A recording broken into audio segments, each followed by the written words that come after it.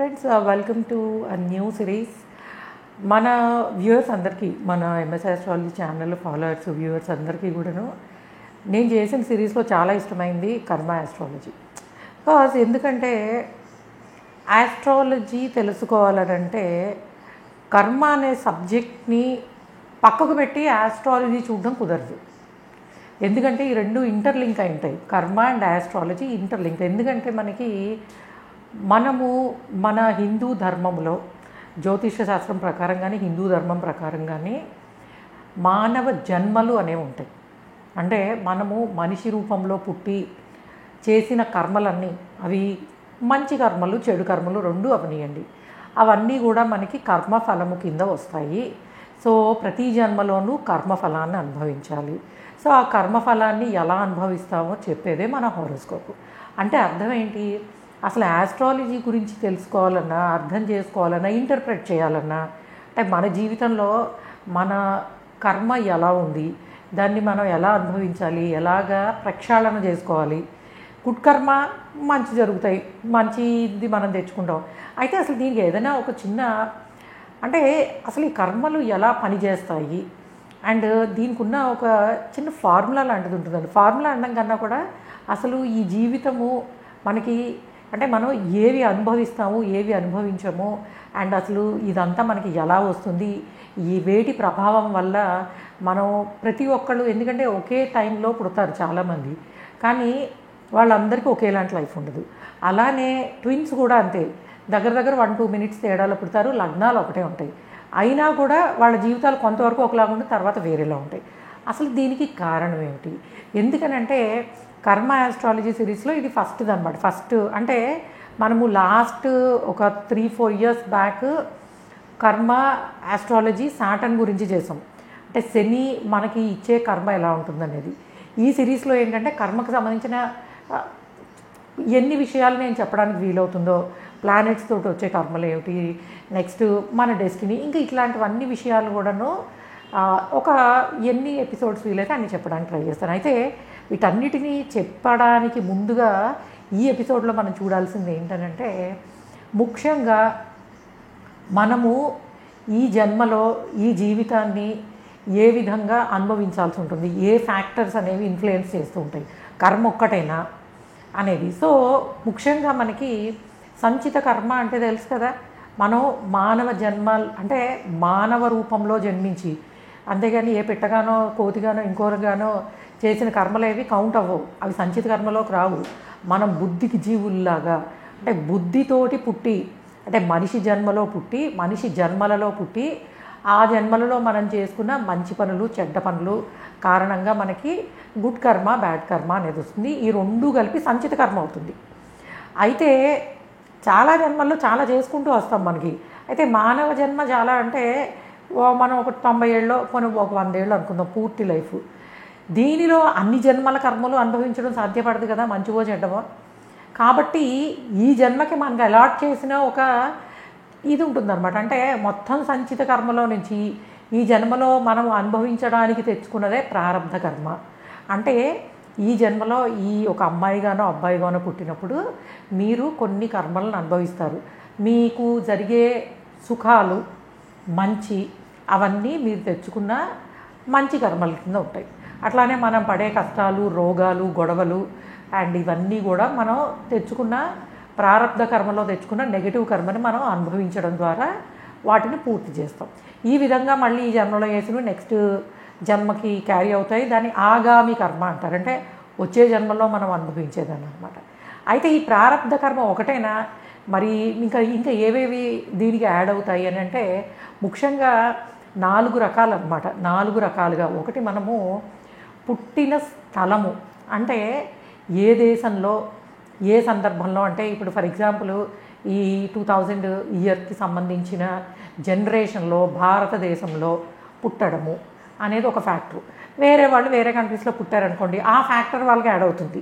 అంటే పుట్టుకను బట్టి ఏ ప్రదేశంలో ఏ దేశంలో ఎటువంటి కల్చర్లో పుట్టారో అనేది ఒక పాయింట్, అది ఒకటి ప్రభావితం చూపిస్తుంది. రెండవది వారసత్వము, హెరిడిటరీ. అందుకే కొంతమంది హారోస్కోప్లో మనం చూస్తే కొన్ని అవయోగాలు ఉంటాయి కానీ అవి అంతగా పనిచేయవు. కొన్ని యోగాన్ని మించి ఫలితాన్ని ఇస్తాయి.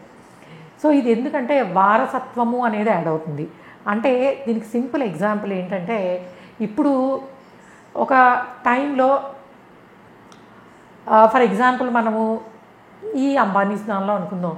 ఇప్పుడు ఒక పర్టికులర్ టైంలో వాళ్ళ ఫ్యామిలీలో పుట్టారు, అదే టైంలో ఇండియాలో బోల్డ్ మంది పుట్టుంటారు. కానీ వారసత్వముగా వచ్చినదంటే ఒక స్టాండర్డ్ అనమాట.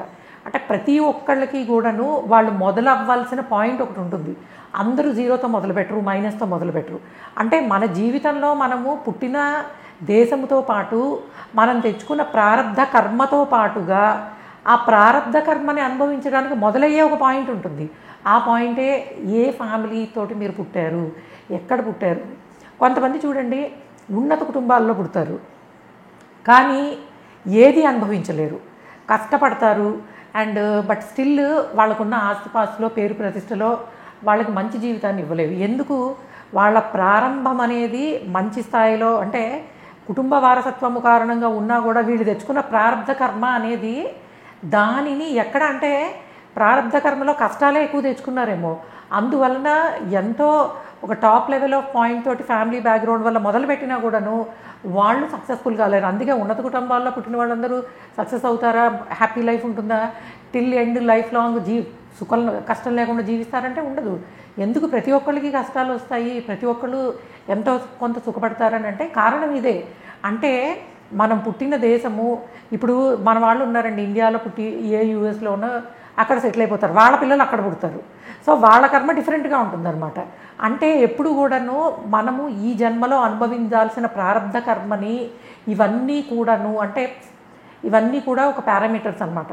సో పుట్టిన కంట్రీ, అలానే ఏ కుటుంబ బ్యాక్గ్రౌండ్ తోటి, అంటే వారసత్వము హెరిడిటరీగా మనకి ఏం వస్తున్నాయి, సో ఆ వాటి ఇంపాక్ట్ అనేది ఉంటుంది, ప్రారంధ కర్మ ఇంపాక్ట్ అనేది ఉంటుంది. ఇంకొకటి పూర్వ జన్మలలో మనము కొన్ని ఎట్లా అంటే ఇది చాలా తక్కువ మందికి మాత్రమే అప్లై అయ్యే పాయింట్.